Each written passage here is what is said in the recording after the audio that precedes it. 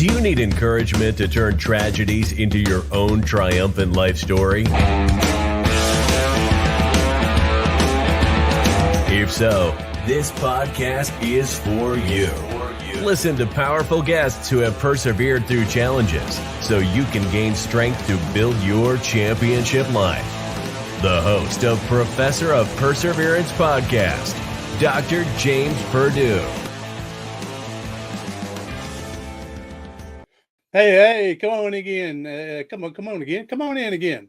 Hey, it's that time that we're going to get some motivation, inspiration, encouragement, and hope, knowing that when we go through a struggle, we go through some tragedy, that we can have a good life. You know, again, it may not be as perfect as others, but we still have a better life than what we may have thought as we were traveling through that storm. Today, our guest, she's going to share her story of sexual assault, what happened to her and how she got through it, and how she wants to help other people.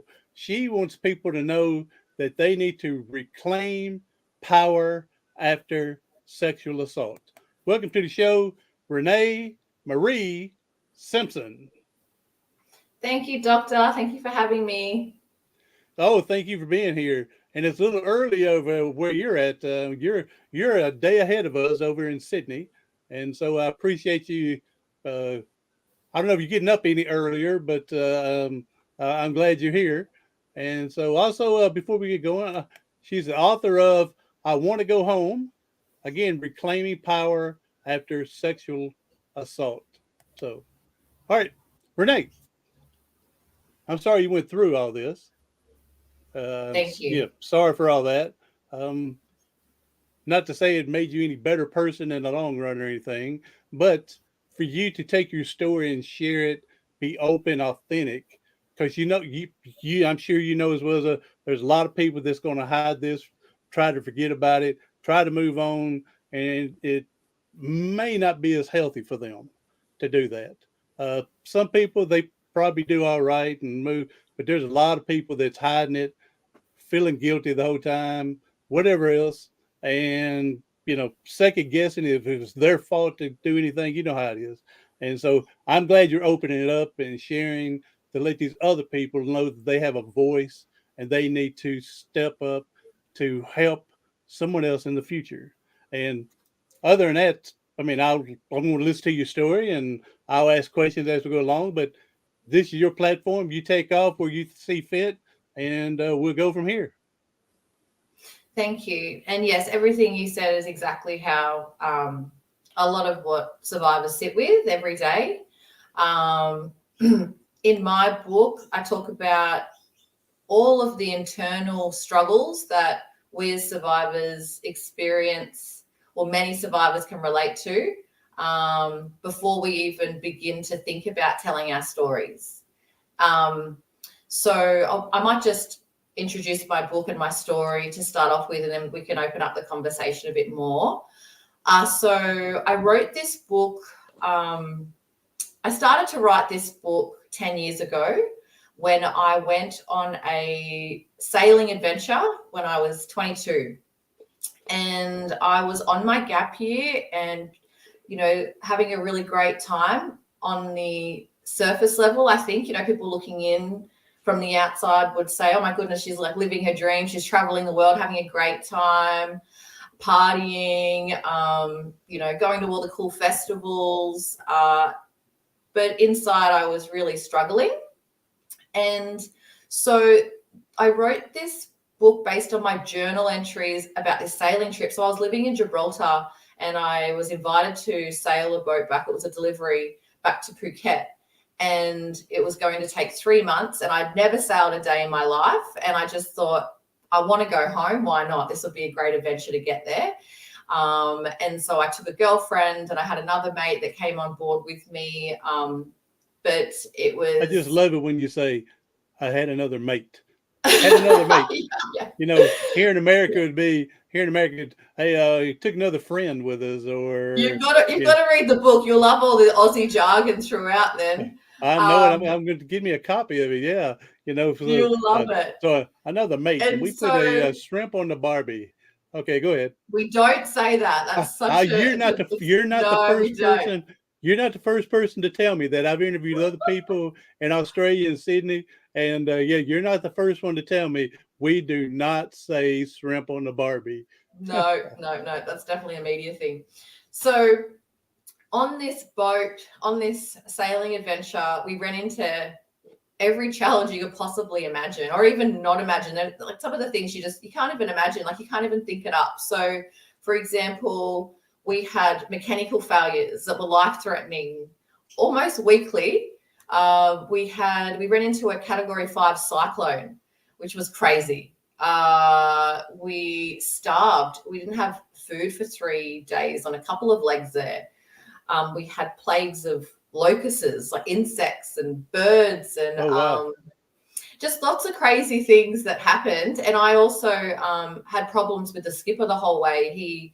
I didn't find out till the end that he was actually on methadone and was quite a very unhappy man in his own pain, and completely despised me. So I had to sort of navigate that the whole time. I also fell in love on the boat with a really beautiful guy. And it's also this really lovely romance that sort of happens and blossoms out there. So what I found out there and navigating all these challenges was that I couldn't hide. I couldn't run away from myself. I had no distractions. It was a sober boat. All my usual vices weren't there for me to cling on to or to numb out or whatever. And there's a lot of stillness, a lot of quiet out there as well, where you have a lot of time to think and reflect. And yeah, you can't run away from the things that perhaps you could usually run away from with your vices if you're living your everyday life. So I had to, all this stuff was sort of challenging me in this, my truth, like a secret, I guess I was burying, or something that was sort of choking me was, the truth was that I was raped a week before I flew out of my gap year by my best friend's boyfriend. And so okay, so you were raped to sexual assault a week before you took out this adventure. Absolutely, yes. Okay, all right. Wow, that's huge in itself. That's short of a time frame, and you kind of feel like you can move on in life, and you really hadn't had time to deal with everything. Exactly. Yeah, okay. And all right, go ahead. From that, I had to also then, I started to sort of, the way I dealt with that was also, I had to think about what happened to me when I was also a young girl, because I was also sexually abused when I was 6. And I did report when I was 8, when I had the language to tell my mom about what had happened to me. So I went to the police and I had this experience, and I was told, it was my word against this man's. And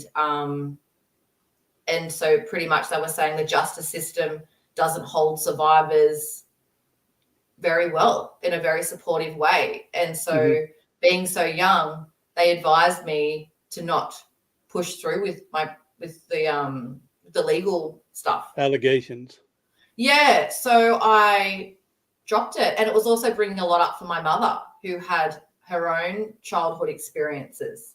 And none of us want to hurt our parents. So I sort of just wanted to take care of her mostly. So I did drop it. And so this also then formed my response to what happened to me as a young woman.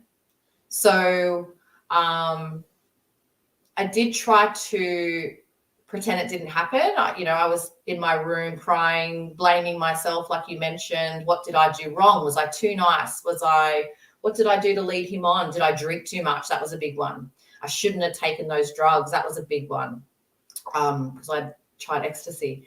And, I really felt like, did I ask for this? Like, what could I have done to make, maybe I shouldn't have been out at these parties.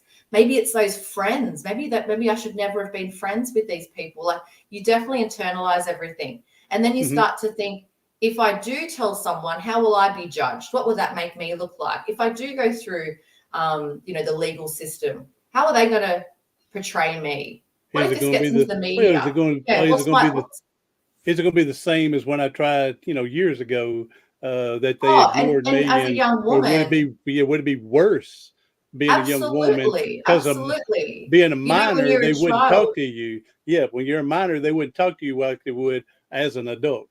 And so would it be worse? Yeah, I understand what you're saying.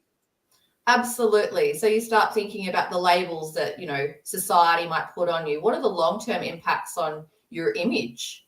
The way that people might respect you, you know, is that going to have, if it does hit the media, you know, am I going to have problems getting jobs? What is this? You know, there's a lot to it. How's my family going to respond? How are my friends going to respond? How are my friends who are friends with this person going to respond? You know, am I going to Mm-hmm. be further, like, am I going to have, you know, I was really afraid of maybe being threatened by his friends, and what's Mm-hmm. that going to look like? So there is so Oh yeah, I much mean, that goes on. I can even go a little bit further, thinking, you know, if you did this, would his friends try to retaliate to make things even worse, or come out to rape me as well? You know, yeah, I can see a whole mess of, yeah, possibility of what could happen. That's right. It's a really dark rabbit hole when you jump down it. And so these are, you know, and when I hear about, you know, survivors just coming forward after, you know, 30 years and telling their stories now, or seeking justice after a long time, we have to really understand that this is what goes on in our minds, why we hold back, why we don't speak up, why we don't tell our stories, why we don't come forward, because there's so much to process and there are so many challenges, barriers to overcome first in our heads to find that bravery to then say, no, what happened to me wasn't my fault. What happened to me was wrong. And I am the victim, and this person is to blame, and blame needs to be placed where it damn well should be. And that Mm-hmm. is on the person who acted that way, you know? So for me, I went through this sort of internal battle, and for me, it was quite symbolic being on the boat, and just all this chaos that was being thrown at me. And I sort of used that quite poetically as a metaphor throughout the book around the isolation that you feel. You know, you're in the middle of the sea, and all these storms are being thrown at you, but there's also when you start to reclaim your power and you build your confidence up and you step outside of your comfort zone, you know, you start to grow and you start to hold yourself taller, and you start to be able to accept what happened to you was wrong, and maybe forgive how you've been coping with it. And then you start to find the courage to talk about what happened to you. And so for me, eventually I came forward and told my parents what had happened to me.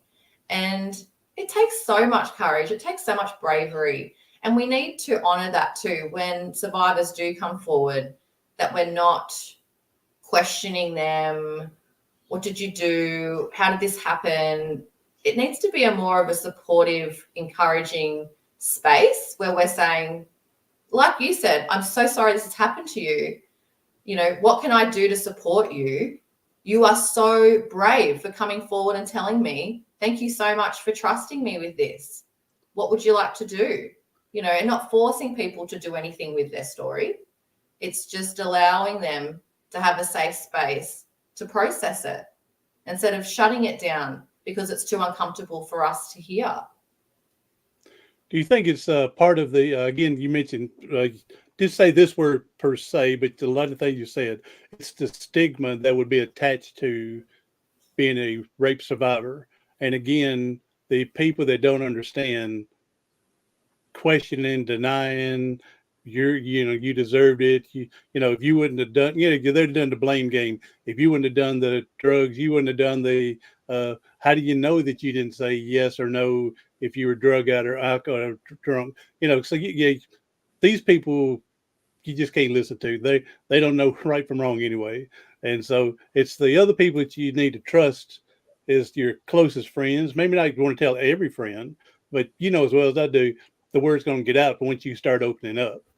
And so, yeah, I think a lot of it is and again, not just sexual assault, but a lot of people have low self-esteem and self-confidence and things, and it's come from whatever's happened to them in their life that caused it. But again, they're worried about the stigma that's attached to it, is why they don't open up. Yes, I agree. And you're absolutely right about the long-term impacts. There is definitely mental, social, psychological, spiritual, financial, physical impacts that happen, that are long-lasting impacts after sexual assault. It doesn't just end at what happened on that night. It just goes away, or whatever happened. It doesn't go away. You don't outgrow it. It is something you learn to live with, and you learn to build yourself up from, because you're absolutely right. It takes away that self-worth. It takes away your confidence, because you said it ultimately breaks down your sense of trust with yourself, and Definitely trust with in others. the world. Yeah. Exactly. Trust in relationships, trust in authority figures. It's huge. Trust in the media. If you have a bad experience also telling someone, you might not trust your family. You might not trust to ask for help. That's huge. So think about that for a minute, and imagine how that then impacts on you long term. It really does impede on every facet of your life, Yeah. And then how do we cope with it? Everyone copes with things differently. Do we cope with it in a healthy way? Do we cope with it in an unhealthy way? And that happens both ways, yes. Absolutely. And I'm still working on that. Some people are so guilty that it's their fault and everything that they just keep jumping back into it. But not even that. Not even that. You might have made peace with what happened to you. But then we're so used to maybe these numbing our emotions down. So it might have started there, and we've learnt to disconnect from our bodies because of our abusive experiences. Yes. Right? But then think about it. And then every stressor that happens in life, your day-to-day stresses, okay, well, that worked for me that time. I'm going to do that again, and just numb it. And let me ask this question here, that you're on the voyage, you're doing the sailing thing, and you said it was about a week before your sexual assault. And so you said you found a little romantic love guy on the phone. Not to say y'all did anything, I'm not saying that, but you fell in love or felt an infatuation, whatnot. Okay. Now, when things are going wrong on the ship, breaking down, the cyclone, everything. Are you afraid to open up to this friend? And you said another girlfriend went with you and stuff, and another mate. And of course, again, you're a week from your sexual assault. Are you afraid to open up about anything? I don't know. I mean, do you think this could be my death day with the way the boat's acting up? Do you want to clear anything, air? Do you even think like that? No, that's not how I felt at all. I felt, yes, there was that fragility, definitely, throughout the whole thing. And I felt I kind of cling to him in a sense, because he was quite experienced as a skipper, and he became my hero. He was a bit of a MacGyver out there. And so MacGyver, that's a nice show. I like that. I like MacGyver. Give me a toothpick and a pack of gum, and we'll pick this lock here. Yep. Okay, and go ahead. If you're only as old as us, you would know what MacGyver is. Yeah, that's right. But yeah, so he became, I guess, a bit of a hero in my eyes, and I kind of clung to him in that sense, physically, I think, but I couldn't, I would say, emotionally open up, or there was trust there in terms of physical safety and support. Oh, just the most beautiful emotional support. But I still couldn't quite get to a point where I could tell him what had happened to me. It just didn't feel like the right place or the right time, or yeah. Yeah. No. Okay.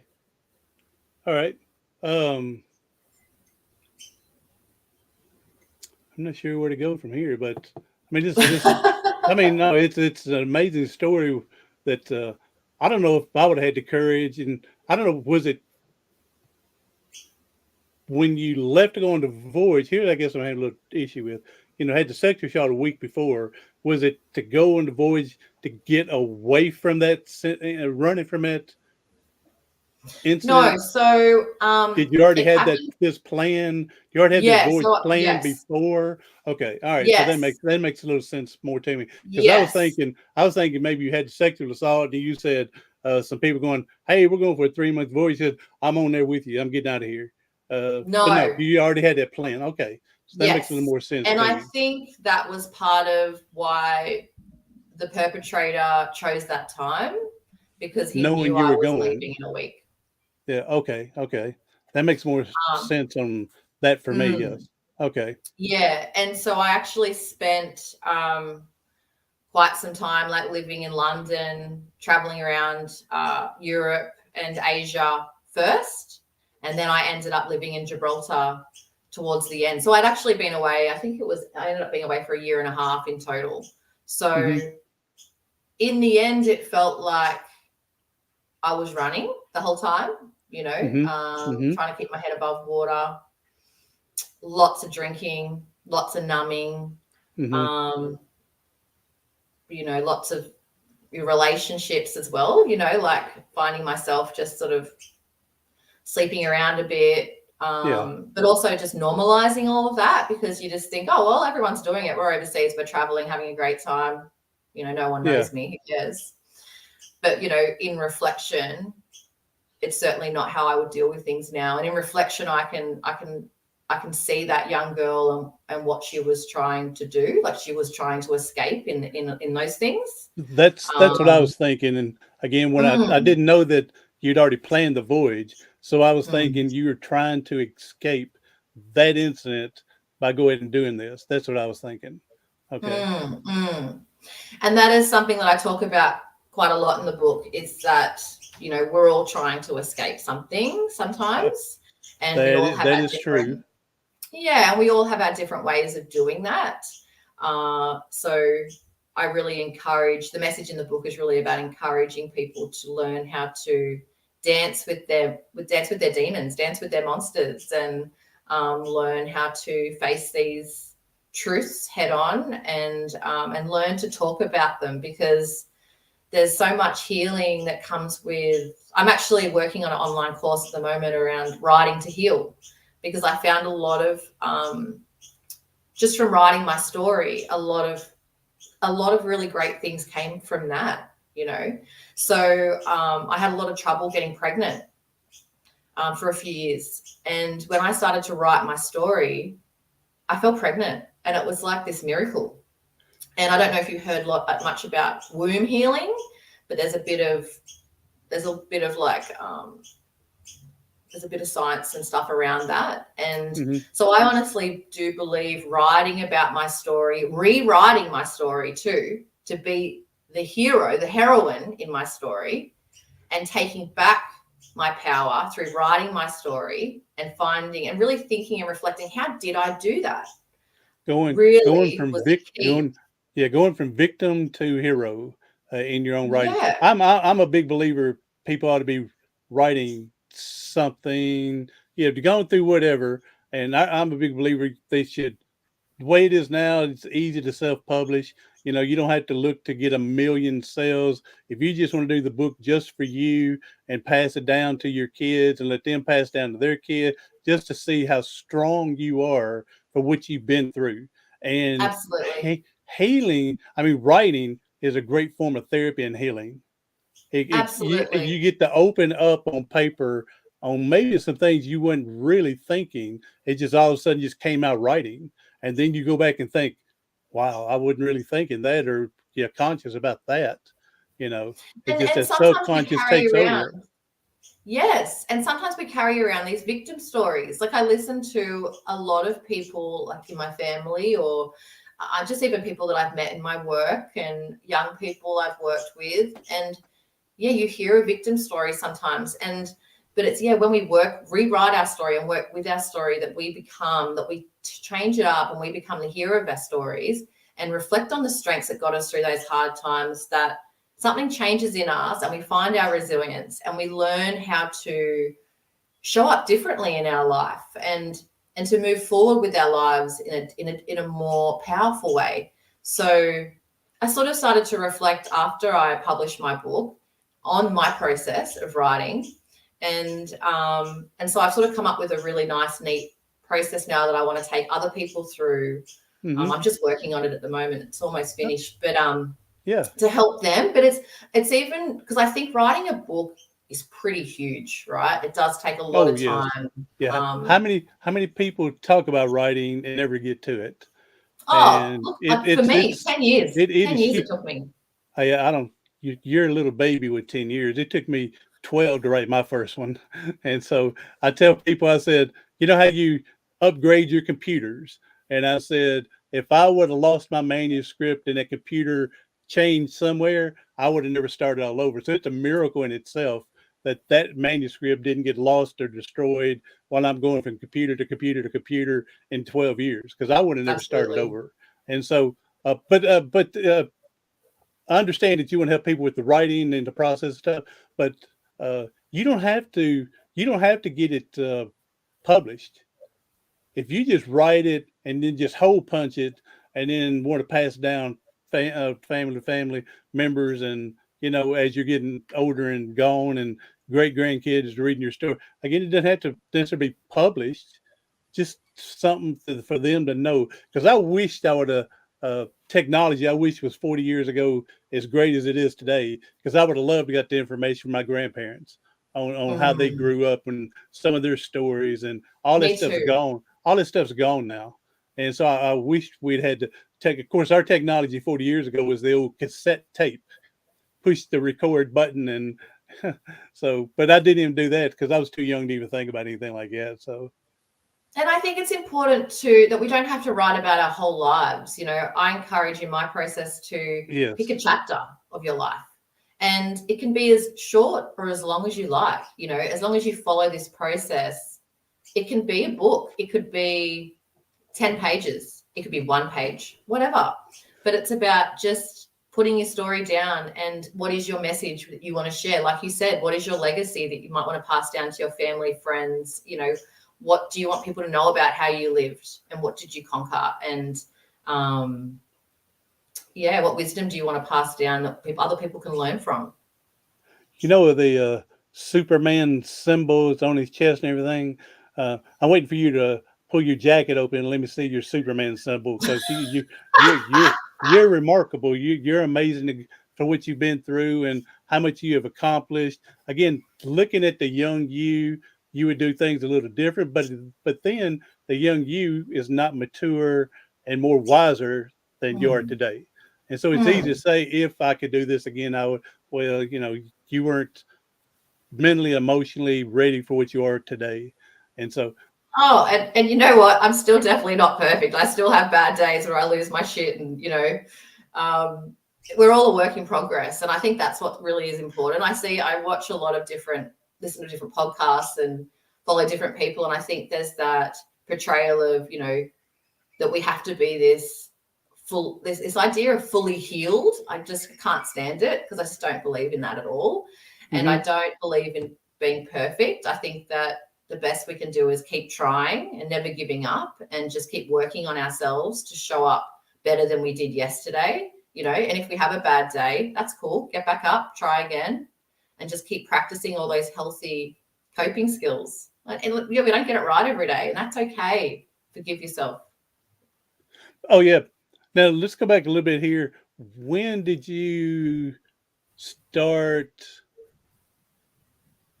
let's go and say, healing yourself? When you started working on yourself to get past what had finally happened? You said you were a year and a half. You were just pretty much a free for all.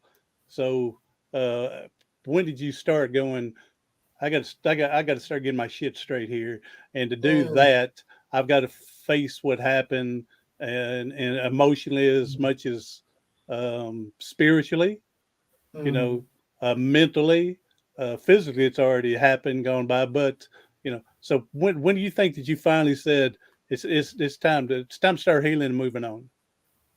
Good question. It took quite a few years for me, to be honest. So yeah, it's one thing to start telling your story. It's another thing to start, the healing of that.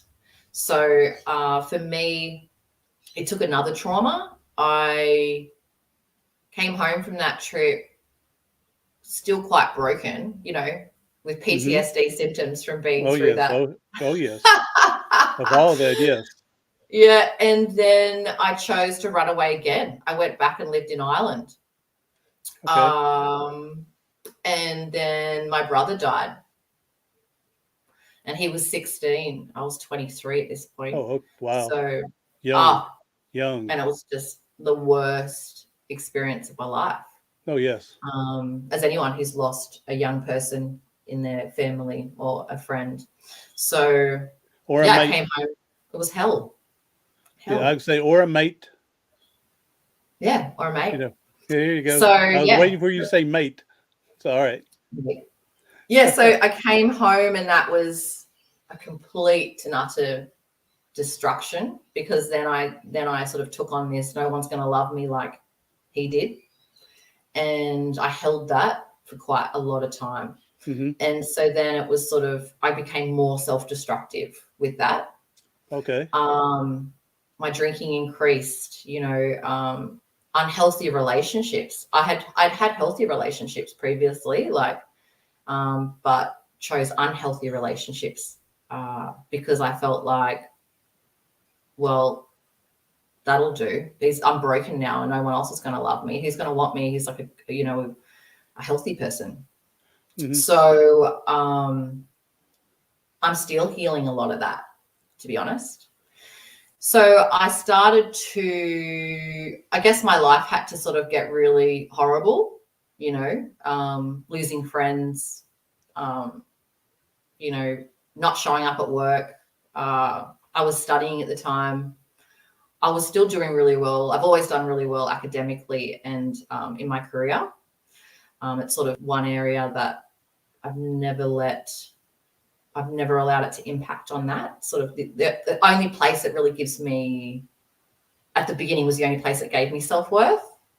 So I've always kept that quite safe and in a safe distance. But then spiritually, like you mentioned, mentally, it was probably some friends that said, you're going down a dark path. We are really worried about you. And, I ended up, I was hospitalized once because I had injured myself after drinking too much. And that was a huge wake-up call. I needed stitches underneath my eye because I fell into a bush. How the shame and the embarrassment, I was on suicide watch because of that. Because I'd done that quite publicly, where I sort of lost it. So I ended up just realizing I needed to move away. So I ended up moving to Brisbane, which is about 10 hours away from my hometown, because I felt like I was living in this fishbowl down here and everyone knew Renee's brother had died and she's a mess and all this sort of stuff. Yeah. So I just packed up, moved up there. No one knew me, started fresh. And that's where I rebuilt myself. And I went and did a lot of hiking. I've always found a lot of healing in nature. I love Mother Nature. Oh, it's the best. So spent a lot of time with her. I jumped into my career and did, some volunteering, got into sort of doing art therapy for people, started to do work as a youth worker, and then I got into became a school counselor. And I think it was from giving back and helping others and walking beside them and being the person that I needed during my hard times was healing, sitting with other people's pain and being there for them, giving back. I really think there's something, there's a lot of research in that actually around giving back is so therapeutic in itself. Oh, and I've said multiple times that, and listeners, if you're listening, don't yell at me. But I say multiple times that one reason we're on this big ball of dirt is to help the next person. We can't help everybody, but we can help somebody. And so, I'm a big believer, and there's so much benefits when we give of ourselves to help someone. And not that we have to look for a blessing coming back or anything, but usually Mm, something comes back when you help. Now, it may not come back yes. tomorrow. It may be 40 years from now, Mhm. and if you look and think back, you see, I did such and such 40 years ago, and here it is coming to me. If you look back and thought of it like that. So Yes. a lot of people think it's just coincidence. But my friend Bird Baggett says there's no such thing as coincidence. That's God being anonymous, is what he says. Yeah, I So definitely believe that. I've had some really beautiful karma in my life, and I cannot put it down to anything but how much I've given, honestly. Um, yeah, so the more you give, I absolutely believe it comes back tenfold for sure. now, two questions here. I got to know about your skipper and your romance and everything. Not the romance detail, but is he still in your life? Do you talk to him, or did you marry him, or anything? Eh, No, I wish Okay. I could say it was that easy, but unfortunately, life takes many turns. No, so I believe he's married with children. I haven't spoken to him for a very, very long time. I can't even remember the last time we spoke, but I know I got permission from all the other crew members to publish. Unfortunately, the skipper who I had the issues with on the boat has passed. Was found next to his boat in Thailand, actually. Not sure. No one really knows what exactly happened. So that's Hmm. unfortunate and Hmm. sad. Um, but yeah, no, I haven't spoken to him, and I believe he just wants to move on with his life. So, and that's fine. That's fine. Everyone's in different Yeah, stages. it was a season that you needed That's uh, right. at that time for what you experienced, and you needed the good aspect of life and romance and whatnot. Again, not saying would anything happen, but but yeah, you needed it, and then it was time to, like I tell people in my book, Vicky, I'm still in love with you, Vicky. Vicky, if you ever catch me on this podcast, Vicky, it's when I was in the hospital. I got my neck broke. I don't know how much you know, but I got my neck broke playing football, and I'm in a wheelchair. And so I had this nurse, Vicky. Well, me and Vicky, we had a little hospital romance while Oh, couldn't move, and then I was time for me to go to a rehab. She stayed back in Nashville, Tennessee, where she belonged. I was in rehab, and then eventually we lost contact and never talked since then. But again, it was what I needed during those 3 months was her companion for yes, me, and so she was your angel. it was a yes. And so, Vicky, if you ever catch this podcast, I'm telling you, Vicky, you need to get a hold of me. I still love you. All right. So, Yeah, now the well, I other, think, he gave me a lot of support at the beginning when I started writing, and he was like, yes, write this story, write this story. And, and it's been 10, I think it's been so 12 years you now. eventually opened up to him about what had I didn't, happened. he doesn't know, because he just knows about me writing about the travel adventure. Okay. And since only in the last couple of years, I started to write about the sexual assault within that story. So no, he wouldn't know. Okay. And Mm. the other question, and you can throw this one out the window and not ask her anything.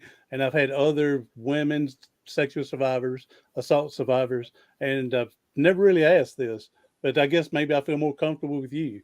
Um, when you get into a romantic situation that you're dearly in love with and everything, how do you not revert back? Think about that Mm. assault when you're getting romantic. Okay. Yeah, no, it's a good It, I question. mean, And that's how, I mean, how do you block it out? Does it never come to your thought because you love this one so much? It's totally different than the assault. I mean, I, just, I've never asked any other one, but I don't know. Maybe I feel more comfortable with you to ask it's a that. good And it's a if you good don't, question. and if you don't want to answer it, I respect it.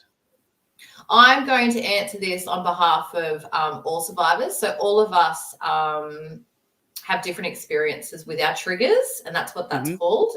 We can have flashbacks. Some don't have any. Some have them often. Some have them sometimes. It depends on, like you mentioned, your partner. It depends on how much you might feel trust. It depends on how safe you feel. It depends on the act itself. It could depend on the moment. It could depend on how relaxed you are. There's so many layers to that. Yeah. And I know personally, for me, I do have flashbacks. There are certain acts that I feel uncomfortable with. I believe that in most of them, that they do at least have flashbacks. I definitely believe that. Yep. And not every time, but definitely sometimes. And it depends. And sometimes there's different coping skills you might use. Everyone has different things, because triggers come from lots. It could come from smells. It can come from a feeling of helplessness. It could come from what position you're in. There's so much to it. So for me, definitely, I definitely still have moments, but I know how to manage them. I'll tell myself I'm safe, and I'm with someone that I love and I trust, and no one's hurting me here, and I'm not being taken advantage of, and I'm giving consent. That's a really big one. And so I can move forward, and it's in my head. My partner's not aware of it, and I don't talk about it. I do believe I think what's really important is having that conversation with your partner. I was going to ask that. Do women, should they? And I guess it's like you said, it's totally up to the woman if she wants to divulge any of that with their partner. It's them.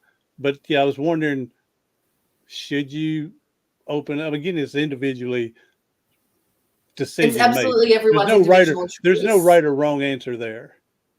Well, yeah, you could be, dating, and, you might not want to tell every sexual partner you have your story, and that's understandable. So I think it's just about finding a way of having a conversation around what makes you feel safe, where are your boundaries, and making sure the other person is just aware of those things. Yeah. And knowing and feeling comfortable to say, I'm not comfortable with that. And I think that's the best way to sort of move forward. I think in a nice, in a healthy, committed relationship, I do think it's important to have a conversation around your trauma, because I do believe your partner's able to hold you in a more supportive way if they are aware of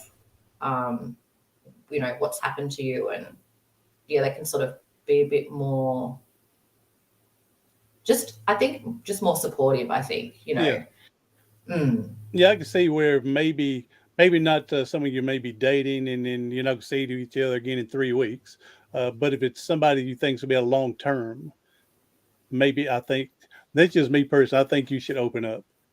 Just for them to know. I think that way, if you start withdrawing or whatever or something, they don't know it's their fault. Exactly, and they could take that as a rejection or personal. It can open up relationship problems. They might wonder, why don't you want to do these things that I want to do, and is it about me, or what's wrong with you? And then you start taking that shame on as well. So I think if we can find that courage and that bravery to have those challenging conversations, to say, this is why I'm not comfortable with A, B, C, D, and this is what I need in a sexual relationship to make me feel safe. Can you give that to me? And then maybe we can look at what is it you need from me, and how can we meet in the middle, and that we both have our needs met and have a good time and move on with our relationship. Yes. Now, as we're finishing up here, I'm telling you, you need to get a tattoo on your arm or something with the Superman emblem with the S there, and S just meaning survivor. But you need to do. You're incredible. You're incredible. So if you'd like, go ahead and tell people how they can find your website, find you socially, get your book. Yes. So please follow me on my socials. You can find me. I'm on Instagram and Facebook, Renee Marie, Marie Simpson, author. That's my handle. And you can find me on my website, reneemariesimpson.com. You can sign up for a monthly, a love letter where I share different tips on how you can reclaim your power after trauma. You can also purchase my book from that website too, or you can just jump straight onto Amazon or Book Depository or Barnes & Noble, any major online bookstore, and publish it there. I had another... Purchase it there, not publish it there. Purchase it there. There you go. You had another woman that came in telling her sexual assault story, and her book title is and the story is, not exactly like yours, and everybody's unique, but she was at a party. Actually, a drug was slipped into her drink, she thinks, and she was at the house, and she woke up with the guy on her in the garage, and the name of her book is The Girl in the Garage, and it's how she and her name is Sharon Hughes. So she's just like you, strong woman, and I'm glad that I've got to meet both of you and meet not just you, all the others with their strong stories. But yeah, y'all are incredibly amazing people, and I'm glad that our paths have crossed. Again, I'm sorry what's happened, but I'm glad that you're opening up to help the next victim, whether it's tomorrow, 100 years from now. They say it's stuff's on the internet forever. So just think, Renee, 100 years from now, someone's going to be going, oh, that's my story. And you're going to help them out. Thank you. Thank you. Now, Renee, we know there's people hurting and struggling today. If you could leave us with a powerful message to help them get through today, that'd be a blessing. Yeah, I'm hearing a lot of people struggling with shame at the moment. That seems to be this big thing that I'm hearing. So I think what's really important on how to deal with that is really learning how to find compassion, learning how to nurture that little girl, that little boy inside you, and learning to speak to them in a way that is kind and gentle, and learn how to give that little boy or that little girl what it is that they need.